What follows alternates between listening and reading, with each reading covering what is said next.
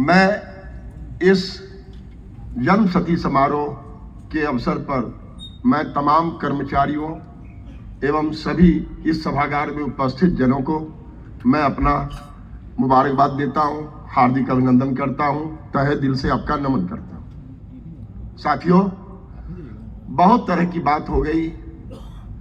अब इसमें उन्होंने पूरे जीवन के, उनके जीवन पर आधारित जो अभी नाट्य कला का जो प्रदर्शन किया गया दानापुर मंडल के द्वारा, बहुत ही काबिले तारीफ थी। और जो उनके जीवन का जो थीम था, उस थीम को बताया गया। लेकिन हमारे ऑल इंडिया SC/ST के जनरल सेक्रेटरी ने पूरे विस्तार से बताया। लेकिन मैं ज्यादा समय ना लेते हुए मैं सिर्फ यह कहूंगा कि उनके द्वारा इस बात को भी दिया गया कि अयम निज परो वेति गणना लघुचेत साम उदार चरिता नाम तू वसुधैव कुटुंब। उनका यह जो मंत्र था, उन्होंने तो कहा कि शिक्षित बनो, संगठित रहो, संघर्ष करो, लेकिन उन्हें किसी सीमाओं में बांधा नहीं जा सकता। वो ऐसे प्रणेता थे जिसको हम सब भगवान के समान मानते हैं। क्यों? इसके लिए हमारे पूरा इंडियन सिटीजन जो हमारे सिविलियन हैं, ऐसा कौन सा कोड है, सिविलियन कोड हो, क्रिमिनल कोड हो, लेबर कोड हो, there are so many codes involve in our constitutions. उसमें लेबर लॉज के बारे में जो कहा, उन्होंने किसी भी रूप से किसी भी परिदृश्य को अछूता न रखा। उन्होंने सभी को इन्वॉल्व किया और जो उन्होंने संवैधानिक अधिकार दिया, उस संवैधानिक अधिकार के तहत हम अपना अधिकार लेते हैं। लेकिन उसी संविधान में उन्होंने उसके कर्तव्यों का भी वर्णन किया कि हमारे कर्तव्य क्या होंगे। हमें हमारी सीमाओं का सीमांकन कर दिया गया। लेकिन कहने में कोई गुरेज परहेज नहीं कि उनका जो सार्वभौमिक सिद्धांत था, वह सिद्धांत यही था कि किसी भी स्थिति में अगर तुम शिक्षित बनोगे, तुम्हारे पास वह शिक्षा का अगर अस्त्र होगा, चाहे वो कोई व्यक्ति हो, अगर शिक्षा का अलग जगाएगा तो निश्चित रूप से उस अस्त्र के जरिए हम किसी भी मुकाम तक पहुंच सकते हैं और किसी प्रकार की सफलता हासिल कर सकते हैं। साथियों, हमारे पूर्ववक्ता ने कहा कि जो सामाजिक विषमता थी, जो असमानता थी, जो वसुधैव कुटुंबकम की भावना विलुप्त होती जा रही थी, उस विलुप्तता में जो सुषुप्तावस्था में था, उस सुषुप्तावस्था को जागृतावस्था में परिवर्तित करने का काम हमारे बाबा साहब ने किया था। साथियों, वास्तव में शिक्षा, चाहे वो कोई व्यक्ति हो, वह अग्रिम पंक्ति के लोग माने जाते हैं। इसलिए कहा गया कि विद्या ददाति विनयम विनयाद्याति पात्रताम पात्रत्वा धर्मापनोति धना धर्मा तथा सुखम। ये विद्या का महत्व है और इस विद्या के महत्व को हमारे बाबा साहब ने चरितार्थ करके इस धरातल पर दिखाया। साथियों, मैं यह कहता हूं कि विद्वता हर व्यक्ति में होती है, विद्वान हर व्यक्ति होता है, लेकिन सर्वांगीण विकास कोई कोई करता है। जैसे हमारे कहना नहीं चाहिए इस मन से, लेकिन मैं ये कहना चाहूंगा कि national commission of backward classes का वास्तव में हमारे माननीय प्रधानमंत्री नरेंद्र मोदी जी के द्वारा इसे संवैधानिक दर्जा दिया गया। इस मन से मैं उन्हें भी धन्यवाद करता हूं इस अंबेडकर की जयंती पर कि उन्होंने हमारे राष्ट्रीय पिछड़ा वर्ग आयोग को बनाकर उसे संवैधानिक दर्जा ये पहले प्रधानमंत्री साबित हुए जिन्होंने दिया। मैं उन्हें भी इस मन से नमन करता हूं, वंदन करता हूं। साथियों, हमारा उद्देश्य राष्ट्र का विकास होता है, राष्ट्र की प्रगति समृद्धि हम पर निर्भर करती है। अगर हम, बाबा साहब ने कहा था कि सभी हिंदू जन हैं, सभी में खून है, लेकिन आखिर ये जो असमानता की भावना है या यह जो अस्पृश्यता है, यह कैसा? मानव मानव एक समान, फिर यह समानता क्यों? असमानता का मतलब किसी कास्ट से नहीं, किसी समाज से नहीं, वह weaker section of our society से रिलेटेड है कि जो कमजोर तबका था, जो कमजोर वर्ग है, जो शोषित है, उत्पीड़ित है, वंचित है, वो हर समाज में व्याप्त है। कोई ऐसा समाज पार्टिकुलर उसको हम नहीं डिवाइड कर सकते, लेकिन उन्होंने सबको समाहित करते हुए, सामंजस्य स्थापित करते हुए ये संविधान का उन्होंने निर्माण किया। उन्हें शिल्पकार इसलिए कहा गया कि हमारे देश का संविधान बहुत सारे देशों के संविधान का समागम है।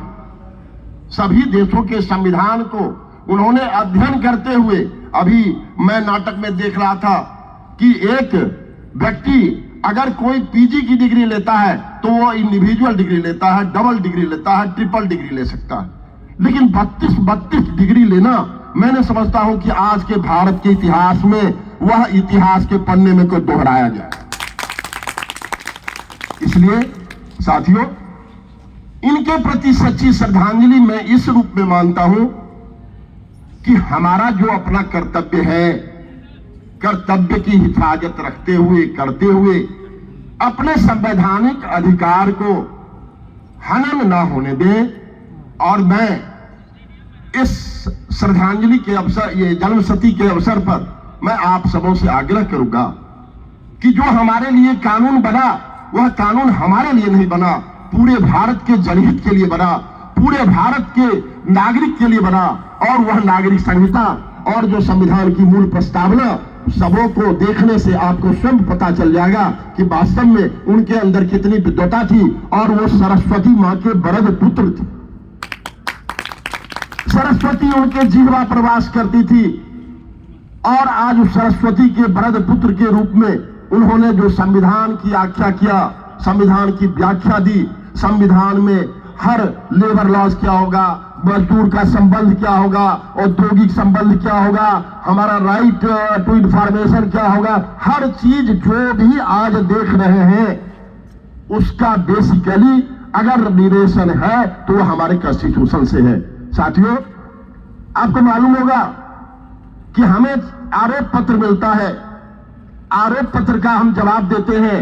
आपको मालूम होगा कि वह संविधान की धारा 311(1) और 2, उस 311(2) में बाबा साहब ने सभी कर्मचारियों को सेव किया और कहा कि आरोप लगाया जा सकता है, यदि आप गलत करोगे तो आपको आरोपित किया जाएगा। लेकिन साथ ही साथ उन्होंने नियमों के तहत अगर कहा तो 311(2) में इस बात का प्रावधान किया कि अगर आपको चार्जशीट दिया जाता है तो वह पनिशमेंट का स्वरूप नहीं होता, वह आपको शो कॉज नोटिस होता है और उसका आप रिप्लाई देते हैं और हमारे अधिकारी महोदय उस रिप्लाई से संतुष्ट होकर उसको उस पर निर्णय लेते हैं। तो यह जो था, यह ब्रिटिश गवर्नमेंट में यह नहीं था। ब्रिटिश गवर्नमेंट में, हुकूमत में यह था कि एक बार जो आदेश दिया उस आदेश का क्रियान्वयन सुनिश्चित करते हुए उसके अधीनस्थ कर्मचारी उनके पास पहुंचते थे। लेकिन साथियों, आपको गर्व होगा और आप गौरवान्वित समझे कि बाबा साहब की देन है कि उन्होंने आपके लिए रक्षा का सूत्र पिरोया और उसने 311(2) के रूप में उन्होंने संविधान में दिया। 309 से 325 जब आप उसका अध्ययन करेंगे संविधान में तो आप देखेंगे कि चाहे वो सामान्य वर्ग हो, चाहे वो शोषित हो, पिछड़ा हो, दलित हो, सभी वर्गों के हितों की रक्षा की गई। इसलिए मैंने कहा कि सर्व कामार्थ सर्व मोक्षाणाम, सभी कामों के लिए अर्थहीन नहीं, वो अर्थपूर्ण है। और वो विशालकाय एक वट वृक्ष की तरह थे, जिस वट वृक्ष की छाया में आज हम सभी जीवंत उसका उदाहरण है और हम सभी अपना जीवन यापन कर रहे हैं। आज हमारा राष्ट्र की प्रगति, राष्ट्र की समृद्धि हम पर निर्भर करती है। हम अपने कर्तव्यों का पालन करते हैं, हम अपने दायित्वों का पालन करते हैं और हमें जो अधिकार है, जो नियम बनाए गए, उन नियमों का पालन करते हुए हम उस संविधान की रक्षा करें। और इस समारोह में, इस अवसर पर मैं आप सबको पुनः इसी के लिए कहूंगा कि आप शिक्षित बनो, संगठित हो, संघर्ष करो। कोई व्यक्ति हो, अगर वह शिक्षित नहीं होगा, उसके पास कोई अस्त्र नहीं होगा। अस्त्र होना चाहिए उसके पास शिक्षा का, और शिक्षा एक ऐसा है कि वह प्रकाश की ओर ले जाता है और अगर अंधकार है तो अंधकार को प्रकाश की ओर लेकर प्रकाश में परिवर्तित करता है। यह परिवर्तन का मार्ग आप ढूंढें और शांति का जो संदेश उनके द्वारा दिया गया, हम आपस में इस देश की प्रगति, राष्ट्र की समृद्धि कैसे करें, कानून के दायरे में रहकर, इस बात को हमको सोचना है।